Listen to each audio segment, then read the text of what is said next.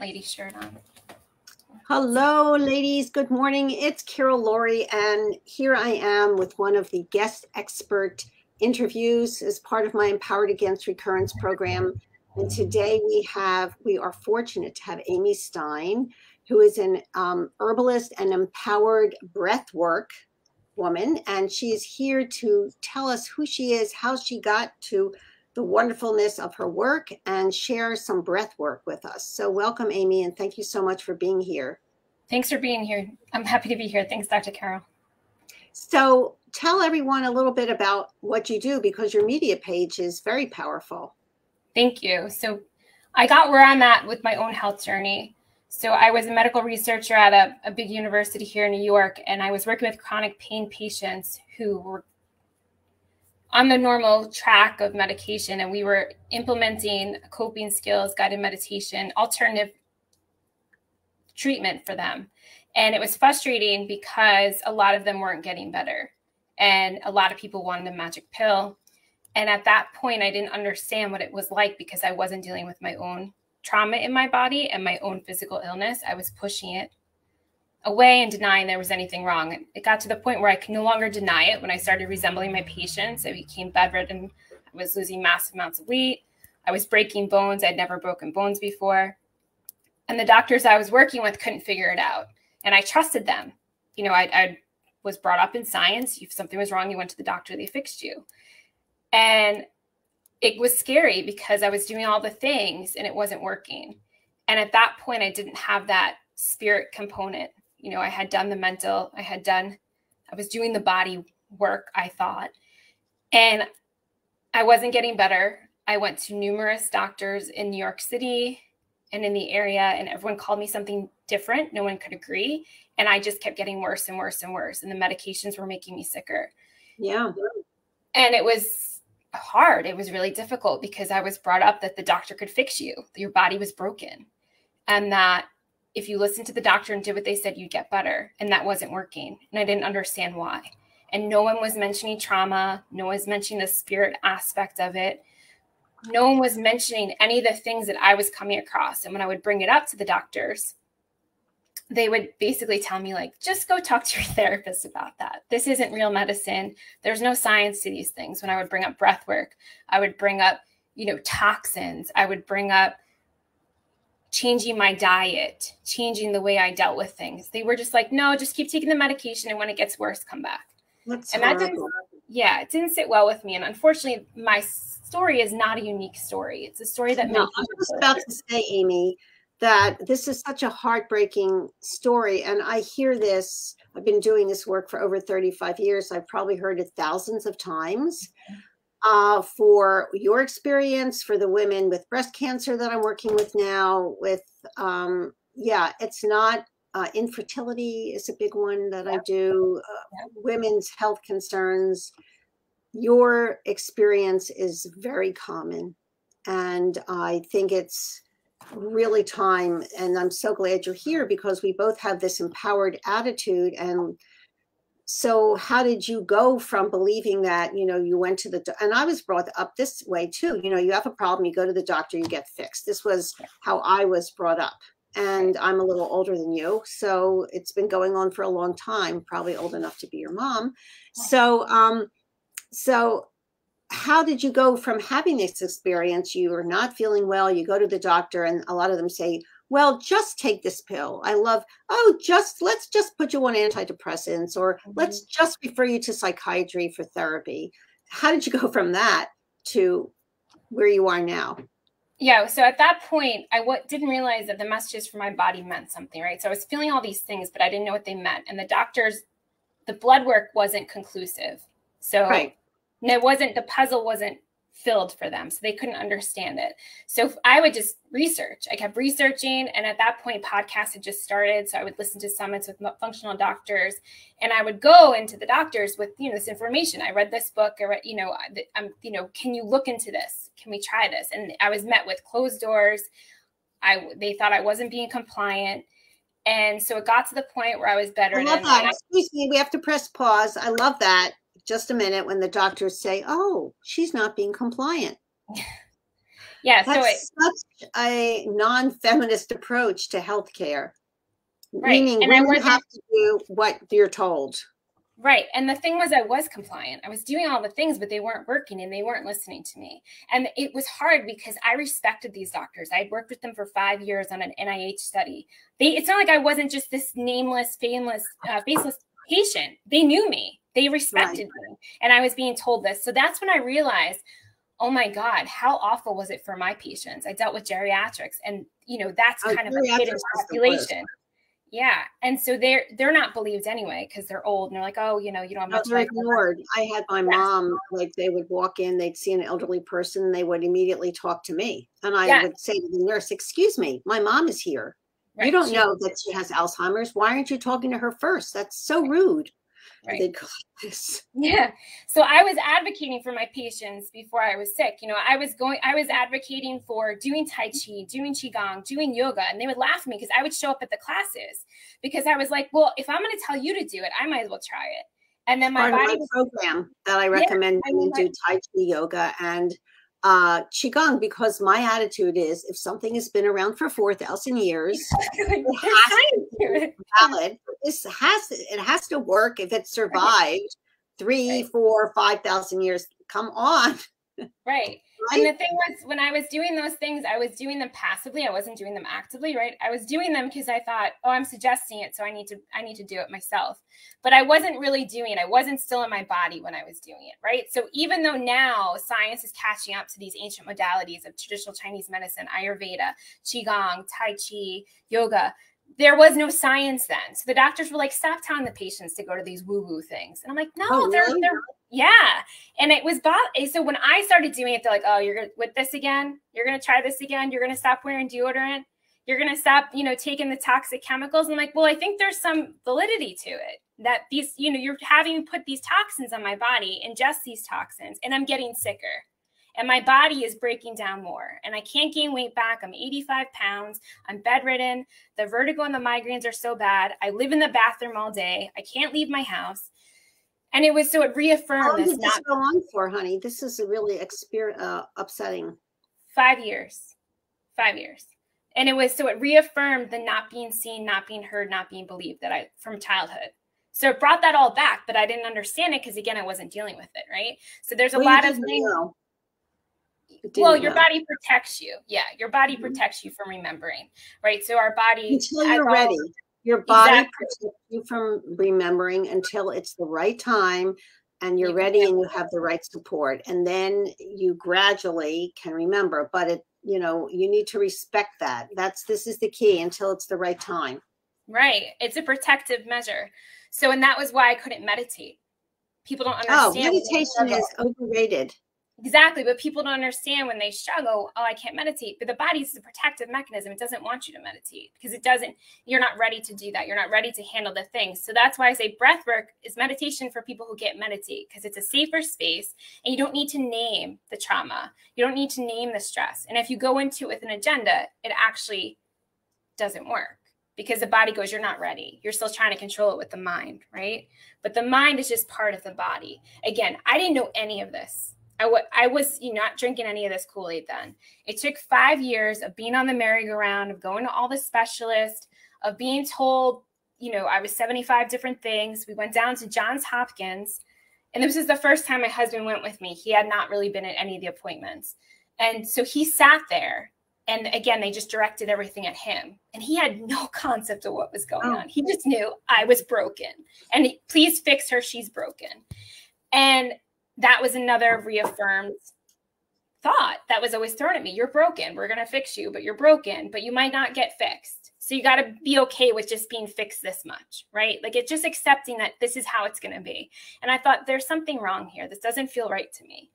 And so we came home from Johns Hopkins and I was really discouraged because the doctors we met with were like, if you meet with 3 different rheumatologists, you will get 3 different diagnoses. If you meet with 3 different GI doctors, you will get 3 different diagnoses. And to me, it just didn't make sense because no one was talking to each other. The GI doctor didn't want to talk to the rheumatologist. The rheumatologist didn't want to talk to the endocrinologist. Nobody wanted to talk to each other. And I was getting worse and they could see that, but it was kind of an ego thing for them that it was a failure they didn't want to admit, right? They didn't have the skill set. So they just wanted to get rid of me. So then I would fire them. And I would start all over again. And I would go around with my briefcase of medical records. And my mom would drive me all over, the city. And it was exhausting and it was demoralizing and it was incredibly disappointing. And it was really, I was scared. So what turned the corner, honey, for you? I found a book that my gram she had recently passed, and it was a book about using the plants to fix imbalances in the body. And my dad was like, oh, we found this book. We were going through your gram stuff. Do you want it? And I was like, yeah, I'll take a look at it. And then everything shifted after that.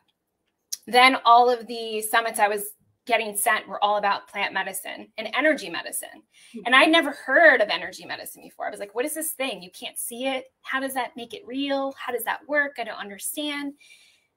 And the more I read, so I was able to, the brain fog was bad, but I was able at times to either listen to something or read something and absorb it. Because I was used to reading medical journals, right? So I was obviously your research is, ability is really wonderful.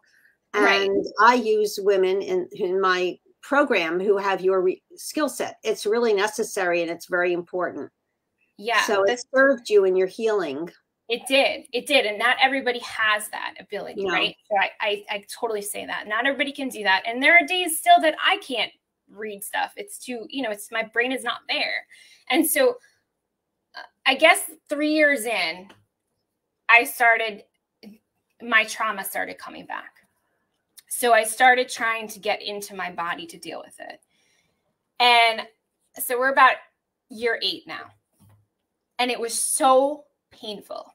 And I thought, I'm in pain all of the time. Why do I want more pain? So I was at that point, I was doing breath work, but I was using it as an escape out of my body. So I was doing Kundalini yoga. So if no one knows what that is, it's a very intensive form of yoga. It uses a lot of breath and a lot of holds. But it actually, the research shows it can cause more trauma to the body. Because if you're using it to escape out of the body, which I was, you're not dealing with the body and the trauma. So you're actually creating more traumatic injury. You have to be in the right place for Kundalini yoga. It's not something that you do. You have to be in the right place for that.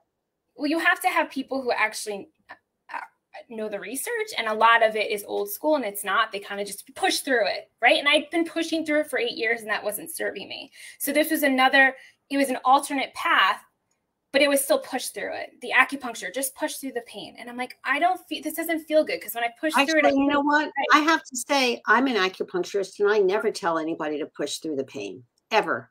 Yeah. Somebody has pain, I go, let's stop. Let's have a conversation with your body. Where's the pain? What's the messaging? Right. What do we need to do differently? I never, ever tell anybody to push through pain. I think that's not an appropriate way.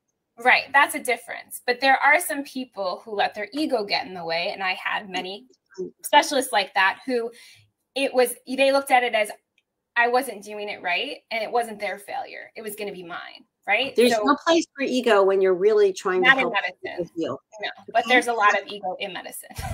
Yeah, but let's just say there's no place for ego when you're really helping. You really are dedicated to help people heal themselves. There's no place for ego in that room or in that work. And the thing is, so I think the best healers that I had were doctors who had their own issues, who had been sick themselves, and who they found it didn't work the traditional route. So they had to go other ways. So like Dr. Cynthia Lee, she wrote a book about how I know Cynthia. She's a physician in Berkeley she's a colleague of mine. I actually know her. Yeah. Yeah. So there's a lot more doctors coming out talking about this, right? So they make better healers, I think, because they've lived the path. Because I remember hearing. And there's functional medicine and there's integrative doctors who really have, and naturopathic physicians who really understand the messaging of the body and work slowly and steadily with people who have these, Dr. Shiroko Sokic is a colleague of mine who wrote a book. What do you do when you can't get better? And she's in Santa Rosa and she works with mystery illnesses, quote unquote, as do I. So there are more and more physicians out there who are, and I actually love it when somebody calls me up and says, I have this weird thing that nobody can diagnose, or I have unexplained infertility. I love that one. I helped a woman get pregnant. she didn't have unexplained fertility. She had 35 different toxins that she was using in her home and needed to throw out her sofa because she had been spraying it with Febreze, and she had so much estrogen disruption that she couldn't get pregnant. So she got pregnant very easily. So there are physicians out there who really are respecting mystery illnesses, and I have these weird symptoms that nobody can put together. So you went through this at a time, and hopefully now the universe is bringing more healers, working colleagues and professionals in the healing profession who are really dedicated to help someone such as yourself who's really struggling settle in and slowly uncover unravel what is, creating all these symptoms that has you so unwell. Yeah. So 5 years ago, I met my functional practitioner who I still see today. And she was the first person to validate, you are really sick and I'm really sorry what you went absolutely. through. And, this is not going to be easy, but we'll figure it out. And again, it's constantly evolving, right? Autoimmune is constantly evolving. So sometimes you can get something to settle down and then that makes something else come up. So it was still a struggle at the time. Yeah. Right? And so go ahead. How are you doing with your breath work at this point? So what made me decide, I stopped doing breath work with Kundalini because it didn't feel good, right? So I started doing more energy routine. I did energy yoga, I did Donna Eden's daily energy routine. I did more Tai Chi and Qigong, and that felt good because I couldn't do a yoga practice on the floor. I couldn't get off the floor. I still don't really want to do that. So I started not even realizing it, listening to my body. And that's when a shift happened. So all the things that I had been doing in my head, right? It was all mental. I was doing all the protocols. I did the DNRS neuroplasticity. Yeah. Oh yeah, I know all about that. It didn't work. It didn't work, right? So I got it's like 80% better. And I don't understand. I'm doing all the things right. I'm doing all these protocols. Why is it not working? Why is it not working? It's because I still wasn't in my body. It still didn't feel safe to be in my body. So then I started doing, Samantha Skelly, the Pause program was the one I finished, a trauma-informed breathwork facilitator program. She had a 6-week breathwork session. You could do that. So I was like, let me try this and see what it's like. And it was completely different. It felt completely different than anything else I did. And I thought, this is really interesting. Why does this feel different? It's because I felt safe with her to be in my body. And she was able to hold the space for me and facilitate for me because for so long I was doing it all by myself. Even with my practitioner, I trusted her, but I still went home and did my own research. I still, was trying to figure things out on my own. And then I would collaborate with her, but I still was taking the reign of it because I didn't want to go back to. I was just about to say, when you are not trusting the practitioner that you're working with to be the head and involve you, and then you have to go home and do the research, that creates, and then go back and say, well, I want to try this, or I want to do that. That creates a whole nother level of stress in your healing. So one of the things I encourage when I work with people is that you need to really trust and you need to have open dialogue with the practitioner that you're working. And if you have some suggestions, absolutely. But to have that responsibility of doing the research and then bringing it in, that's a lot of stress on your nervous system. Right. But for me, that's what felt safe because for so long, the doctors had failed me. Right. So we can't discount that. So when you've been failed by so many doctors for so long, it's going to be hard for you to trust somebody. So what's been great is that our relationship is a collaborative effort. Right. Absolutely. She's not the boss and I'm not the boss. The healing relationship needs to be collaborative. Yes. So she respects what I have to say and I respect what she has to say. And we work together. And that's the first time that I had a doctor that was not threatened by me saying, I'm going to go home and do my own research. And I'm going to see if this sits right with me. Because she'll say to me, this is what I think you should do. And I'll say, it doesn't sit right with me. I'm going to try this instead. And we'll meet back in a month or 6 weeks and see what happens. So I think it's really important that you're part of your own care. Absolutely. I think it's really important that you don't just take a back seat and that you see how it lands in your body. And so in our society, we're taught not to be in the body. We're taught to be in the mind, that the mind knows best. And that's not true. The science is showing that that's not true. The body has an innate intelligence and the mind gets in the way. And the thoughts can get in the way. The mind doesn't always get in the way. Right. And the thoughts and the beliefs that we're raised with are not maybe necessarily true for us or maybe weren't true. Thoughts and beliefs that you're raised with sometimes need a radical shift in order for you to move into healing. Yeah, exactly. Yeah. Exactly. So that something kept drawing me back to this person and her programs. And I kept, listening in, and something kept telling me, you should do this. And I thought, all right, I'm going to do this thing. And I had already been doing a lot of somatic healing work prior, but it still wasn't landing fully. I still was having a lot of symptoms cropping up. I still was having days where I couldn't get out of bed or couldn't do much.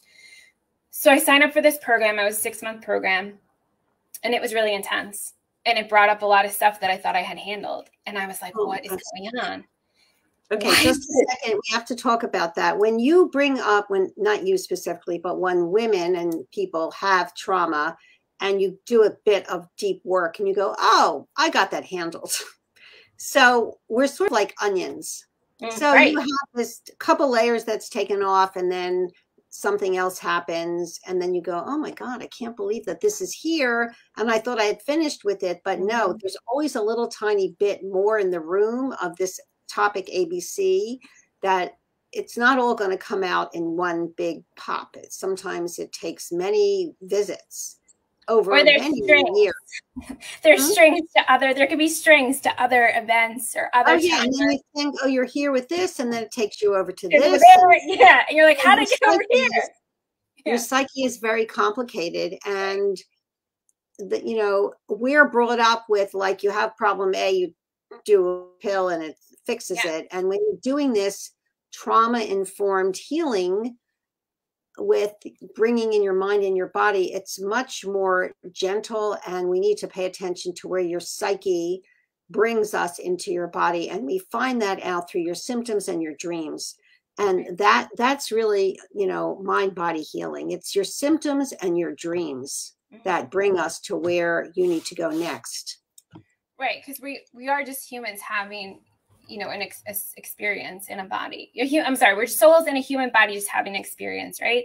So it's important in the healing to address that spirit aspect. So I didn't really have a strong spiritual component in my life until I started doing energy medicine. And I realized that surrender wasn't a dirty word, right? Because I was always taught that surrender meant giving up, meant you were quitting, and we don't quit.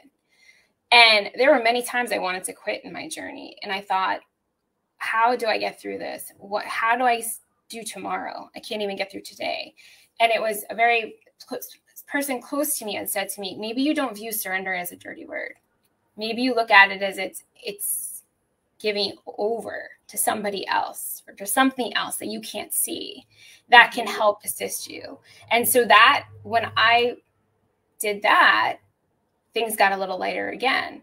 And then even though I was doing the program and it was extremely activating, I had a fantastic mentor who had similar childhood experiences that I did, so she could meet me where I was at.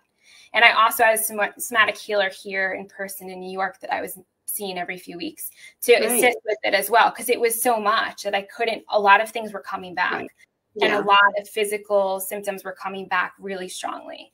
And it was demoralizing again. I'm like, what happened? Am I regressing? I'm trying to help myself and I'm hurting myself? The path of healing is very unique. Mm-hmm. Yes. And it's different for everybody. So individual. Right. And what works for people is different as well. Right. So what I liked about breath work is because even though I was brought up with talk therapy and I had gone to talk therapy, sometimes it can re-traumatize you because you keep telling the same story over and over again, and there is no processing, there is no releasing. Instead, it just creates more of this pain in the body. And a lot of times the people, I had done EMDR, I had done all of the things, right, that were recommended for trauma. And I had more skills than those therapists. And I was leading the sessions. I'm like, I'm scared. I still can't facilitate. Like, I need someone to facilitate for me. So this was the first time that I trusted this person to facilitate for me. And I trusted that it was safe to be in my body. That the things that I was feeling, whether it was emotions or physical sensations, would pass. It might be really ugly and it might feel really intense, but it would pass. Mm-hmm. And so when I got over the hurdle of that, my healing accelerated. because all of the things I had done just strictly in my mind, it like caught up. The body and the mind synced, right? And the body was like, oh, you're serious now. You're online? Oh, now we can do all the things that we've been trying to do that you weren't doing before. So it was incredible to me. And, you know, when you sign up for these programs, they promise you all these things, right? And you're like, oh, okay, sure, right? I'm going to do this, I'm going to do that, and this is going to magically happen. And it did. And I thought, wow, like it really works.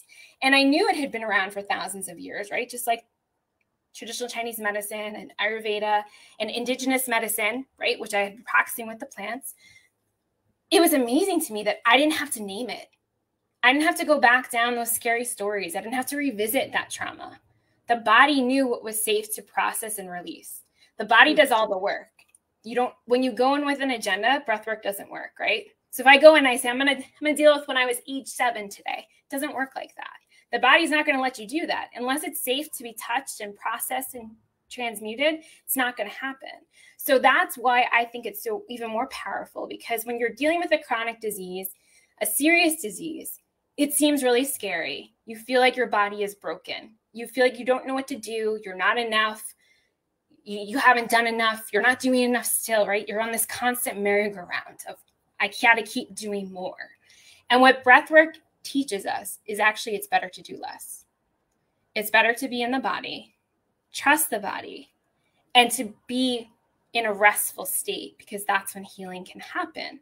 And when we're in this, like, I got to keep doing all these things sometimes, which I call it manic healing.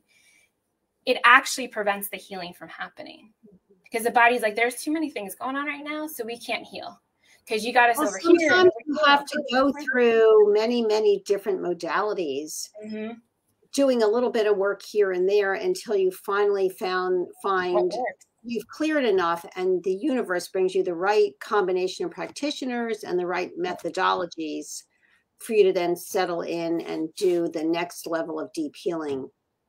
And what feels good to you, right? So what may feel good to me, you know, Tai Chi, Qigong may not feel good to somebody else. When I was doing it before, right, when I was doing it before with my patients, I hated it. I'm like, this is awful. It's so slow. I was so in my head. I'm like, I'm not doing it right. But now it's freeing to me.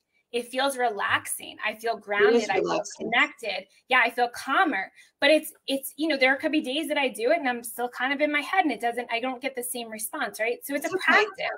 Yeah, it's a practice. So we just keep coming back to it.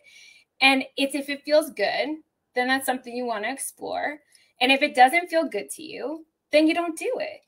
So that's what I try to empower people with their choices, is that what's best for me may not be best for you, but you have the right to choose what's best for you, right? You have the right to say, like, this worked, this didn't. I'm going to take this and I'm not going to take that. And that's fine, because it's healing is unique in that it's different components for everybody, and what works for one person may not work for somebody else. Absolutely. Cookie cutter approach is not beneficial, but that's the approach that we have right now in traditional. Do you want to share a little bit of a breath work with the community? Yeah, so I'm just going to give some examples of what you can just do on your own, right? So the breath is, what's great about it, it's free and it's always available. And you've been breathing your whole life, right? But what breath work is it's intentional breathing. So we're going to do it with an intention. So you want to drop in if you're not driving right now, if you want to sit down or lay down, and you want to just close your eyes, quiet the mind, and drop into the body. You could do box breathing, which is just an inhale of 4. You hold it out for 4 and you exhale for 4. Some people like that. Some people don't like a hold. So you can just do an inhale for 4 and a longer exhale, say of 6 or 7. And that longer exhale engages the body into a healing state. You could also do the 4-7-8 breath, which is like the Marine Corps breath. That can be activating for people who are not used to holding their breath. That's an inhale of 4. You hold out for 7, and you exhale, for 8. So what all of these modalities, of whichever way you do it, is you can also incorporate holds into it. So a hold is where you inhale and you hold the breath at the top. And that could be energizing, but it could also be uncomfortable. It could feel a little chaotic. So maybe that doesn't feel good. Maybe you want to do a hold at the bottom where you breathe out all of the air out of your body and you hold out the exhale. So you hold the breath at the bottom. That can be grounding. It can also feel uncomfortable, like, oh, I don't have enough air. I need to take a breath.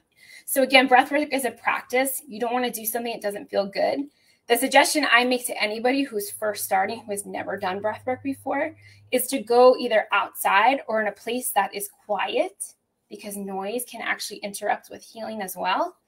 So to go to where there's not any stimulation, right? To close your eyes and just take in 3 deep breaths and feel what that feels like. Maybe your shoulders drop. Maybe the monkey mind quiets a little bit. Maybe you feel some sensations in the body. That's just messages from the body telling you what to pay attention to, right? That's all symptoms can be, is just messages of your body trying to get your attention. And when we do breath work, what happens is the more you do it, the more you can understand what those messages from the body are telling you.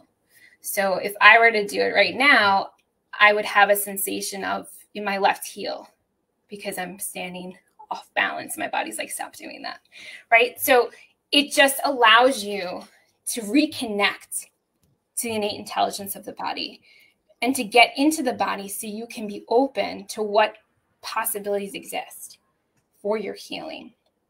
You know, what things you can do that are not manic healing, what things that will open you up to having more hope, more balance, love, support, validation. So that's my suggestion. You can also just do a practice just with holds, where you can just take in a deep inhale, hold at the top for as long as feels comfortable, and then release it. And then after you release your breath, do another hold. Again, if that feels good. So again, it's a unique approach in that you do what feels good for you. So what feels good for me may not feel good for you. So there's complete autonomy in breath work. You can move in breath work. Like my breath work practice this morning to get a lot of chaotic energy out was I kind of had like a temper tantrum. And that just moves the energy, right? So I was like kicking. I did some primal yelling. I did some primal drawing.